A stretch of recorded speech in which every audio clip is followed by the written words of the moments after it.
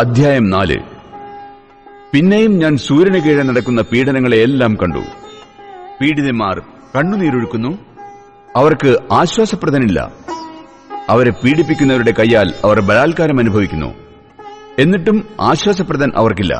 ആകയാൽ ഇപ്പോൾ ജീവനോടിരിക്കുന്ന ജീവനുള്ളവരെക്കാൾ മുമ്പേ തന്നെ മരിച്ചുപോയിരിക്കുന്ന മൃതന്മാരെ ഞാൻ പ്രശംസിച്ചു.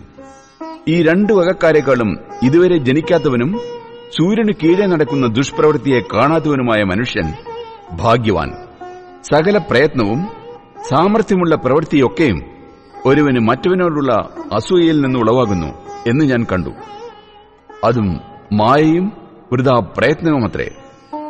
മൂഢൻ കയ്യും കെട്ടിയിരുന്ന് സ്വന്തം മാംസം തിന്നുന്നു. 2 കൈയും നിറയെ അധ്വാനവും വൃഥാ പ്രയത്നവും ഉള്ളതിനേക്കാൾ 1 കൈ നിറയെ വിശ്രാമം അധികം നല്ലത്. ഞാൻ പിന്നെയും സൂര്യന് കീഴെ മായ കണ്ടു. ഏകാഗിയായ ഒരുത്തനുണ്ട്. അവനാരുമില്ല, മകനില്ല, സഹോദരനുമില്ല.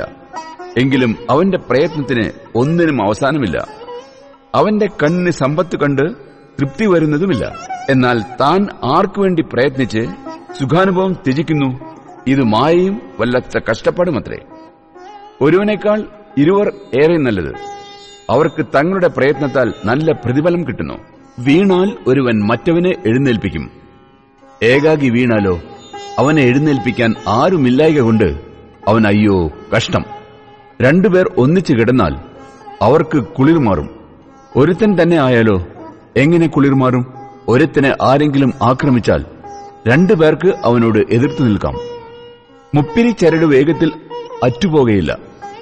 പ്രബോധനം കൈക്കൊള്ളാത്ത വൃദ്ധനും മൂഢനുമായ ഒരു രാജാവിനേക്കാൾ ദരിദ്രനും ജ്ഞാനിയുമായ ഒരു ബാലൻ കൊള്ളാം. അവൻ മറ്റവന്റെ രാജ്യത്തിൽ ദരിദ്രനായി ജനിച്ചിട്ടും രാജാവായി വാഴേണ്ടതിന് കാരാഗൃഹത്തിൽ നിന്ന് വരുന്നു.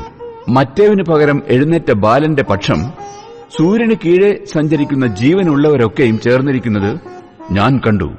അവൻ അസംഖ്യം ജനത്തിനൊക്കെയും തലവനായിരുന്നു. എങ്കിലും പിന്നെയുള്ളവർ അവനിൽ സന്തോഷിക്കയില്ല. അതും മായയും വൃഥാ പ്രയത്നവുമത്രേ.